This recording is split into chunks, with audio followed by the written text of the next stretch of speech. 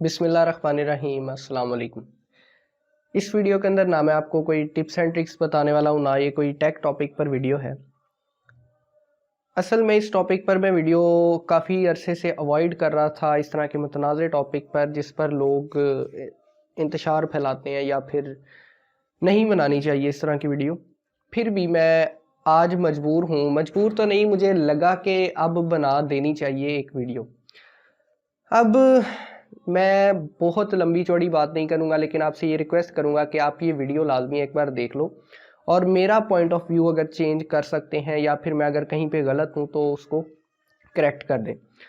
अब मैं आपको एक अपनी लाइफ के 2 इंसिडेंट बताने वाला हूँ जो कि आप इवेल्युएट करके मुझे बताएं कि उसमें कसूर किसका है। ठीक है, पहला इवेंट, मैंने जब अपनी बाइक ली, मैं आज से तकरीबन 2 से 2.5 साल पहले की बात है, मैंने अपनी मोटरसाइकिल ली, बाइक ली न्यू, और मैं सूसा रोड में, मैं फैसलाबाद में रहता हूँ तो सूसा रोड इधर है जिनको पता है, मैं उसके सिग्नल पर रुका तो वहाँ पर एक छोटा सा बच्चा था, मैक्सिमम कोई 12 से 13 साल उसकी एज थी।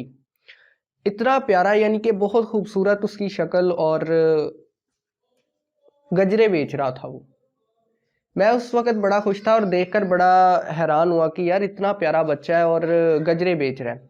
मैं उसके पास जाके रुका, उसने मुझे नहीं कहा गजरा लेने का, क्योंकि देख के ही वो जान गया होगा कि मैंने नहीं लेने, लेकिन फिर भी उस वक्त मेरे पास जेब में 200 रुपये थे, वो मैंने निकाल के उसको दिए और उसने मुझे कहा कि भाई आप ये 2 गजरे ले लो। मैंने कहा नहीं यार, मुझे ये सब छोड़ो, मुझे ये बताओ आप करते क्या हो। और तो कहता मैं पढ़ता हूँ, 3री जमात का तालिब इल्म, सुबह स्कूल जाता है और शाम को रात को गजरे बेचकर अपने वालिद की हेल्प करता है। तो मैंने उससे पूछा कि तुम्हारे पापा क्या काम करते हैं? उसने कहा वो सामने बैठे हैं, उनकी एक टांग नहीं है और वो भी मेरे साथ यहाँ पर गजरे बेचते हैं, और उसका वालिद भी सामने बैठा हुआ था। तो मैंने एक बार तो अल्लाह का शुक्र अदा किया कि शुक्र अल्हम्दुलिल्लाह के हम बहुत लोगों से बेहतर हैं, और उसके लिए भी दिल से दुआ की कि अल्लाह इसको भी कोई ऐसा वसीला बनाए कि इसकी ये सारी मुश्किलात दूर हों। तो तब तो ये सारा इंसिडेंट ख़त्म हो गया। मैंने उसको उसके सर पे हाथ रखा और उसको बस ये कहा कि जी आप पढ़ना मत छोड़ना, कुछ भी हो जाए पढ़ाई को नहीं छोड़ना, हालात ऊपर नीचे होते रहते हैं लेकिन आप पढ़ना मत छोड़ना, एक दिन लाजमी आपको उस मेहनत का जो रिवार्ड है वो मिलेगा। तो ट्रैफिक थी, कहता अच्छा ठीक है भाई, ठीक है, ओके जी, चलो, बात ख़त्म होगी। मैं घर वापस आ गया। मुझे अभी तक उस बच्चे की जो शक्ल है ना वो याद है एग्जैक्ट। तो ये बात है 2-2.5 साल पहले की। अब क्या हुआ कि आज मैं गया हूँ मेडिकल स्टोर पर, केयर फार्मेसी पे, और वहाँ पर मैंने दोबारा उसी बच्चे को देखा 2-2.5 साल बाद, और मैं उसको देखने के बाद एक बार सोच में पड़ गया कि मे बी ये वो बच्चा नहीं है, मुझे शायद गलत फहमी हो रही है। मैं यू टर्न लेके दोबारा स्लो से उसके पास से गुजरा और मैं उसे हूबहू पहचान गया कि ये वही लड़का है। और आपको मैं उसकी हालत बताऊं तो आप शायद यकीन ना करें, लेकिन मैंने खुद आंखों से देखा कि वो बच्चा बुर्का डालकर प्रॉपर मेकअप और गेटअप करके लड़की का वही गजरे बेच रहा था।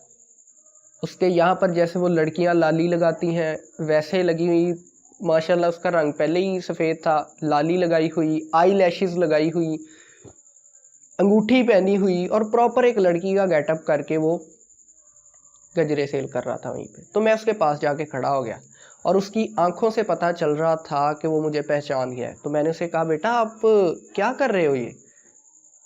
कहता मैं बेटा नहीं बेटी हूँ, क्या कह रहे हो भाई आप मुझे? तो मैं काफ़ी इसरार करने पर पहले नहीं माना, फिर मैंने जब कर लिया ना कि भाई मैं पहचान गया हूँ तुझे, तो कहता यार किसी को बताना मत। मैंने कहा तुम बाकी बातें छोड़ो, तुम कर क्यों रहे हो ये? तो उसने मुझे जो जवाब दिया ना, मैं सोच के हैरान हूँ कि क्या बनेगा हमारा। उसने कहा मैंने उसको ये पूछा कि आपको आइडिया किसने दिया इस काम का? तो कहता मैंने खुद ऑब्जर्व किया, यानी कि मैंने खुद देखा कि थोड़ा अर्सा पहले एक लड़कियों का ग्रुप आया, 3-4 लड़कियां थी, वो भी गजरे और इस तरह की छोटी छोटी चीज़ें सेल करती थी। कहता मैं 3 घंटे खड़ा होता हूँ यहाँ पर सिग्नल पे और मेरे मैक्सिमम 3 से 4 या 5 जो गजरे हैं वो डेली के मैं बेचता हूँ।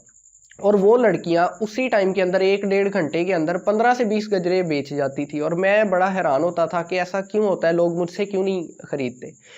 तो कहता मेरे जेहन में ये तरकीब आई कि क्यों ना मैं भी लड़की बनकर गजरे बेचूं। तो कहता मैंने पापा को पहले बताया कि क्या मैं ऐसा करूं कि मैं भी बुर्का पहनकर लड़की बनकर बेचूं।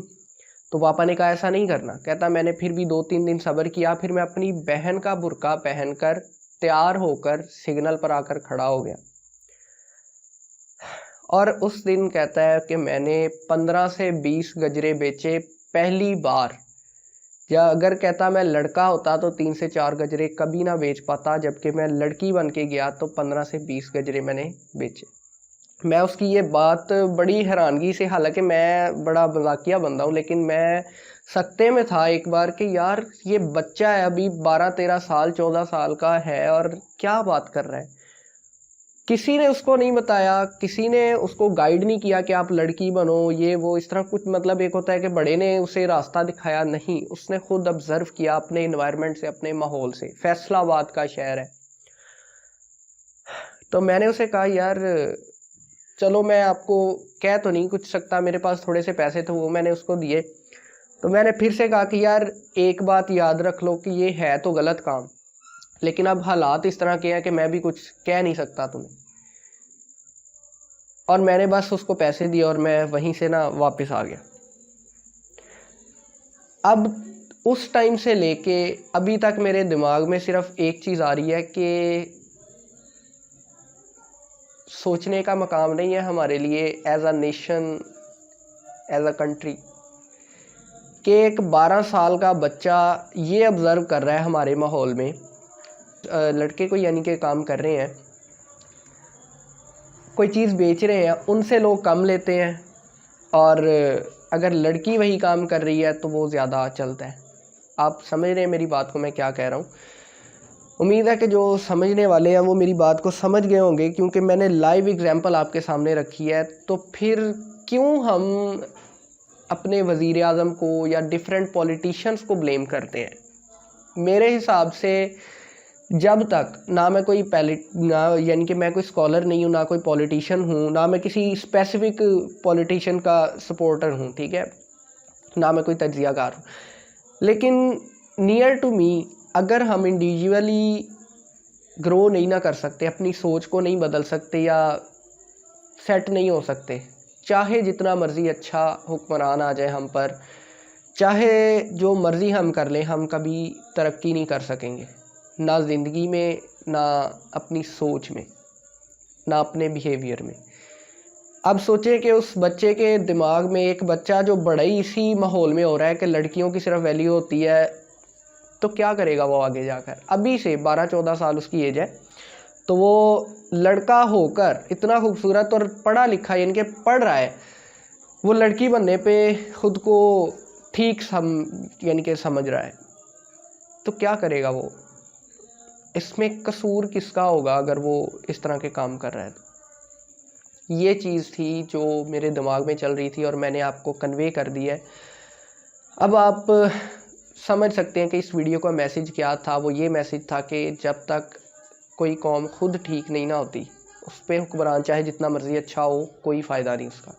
जैसी कौम जैसी राया होगी उसी तरह का उस पर हुक्मरान आयद किया जाता है, मुसल्लत किया जाता है, क्योंकि वो भी उन्हीं के अंदर से सिलेक्ट किया जाता है, चाहे वो जितने मर्ज़ी वोट से हो। तो बहरहाल मैं पहले ही क्लियर कर चुका हूँ, मैं किसी का सपोर्टर नहीं हूँ, लेकिन एक और चीज़ है, उस पर मैं नेक्स्ट वीडियो बना दूँगा। वो भी आजकल बहुत ज़्यादा चल रही है। अगर मुझे इस वीडियो पे कुछ रिस्पांस मिला, कुछ आपके थॉट्स देखने को मिले, तो फिर मैं वो नेक्स्ट वीडियो बनाऊँगा, और वो भी बड़ी परेशान कुन वीडियो है, ठीक है। उम्मीद करता हूँ कि आप मेरी जो बात है उससे कन्विंस होंगे कि वाकई मैं सही कह रहा हूँ या नहीं, ठीक है। ओके, मैं मिलता हूँ आपसे नेक्स्ट वीडियो में, तब तक के लिए अल्लाह हाफ़िज़। पाकिस्तान जिंदाबाद।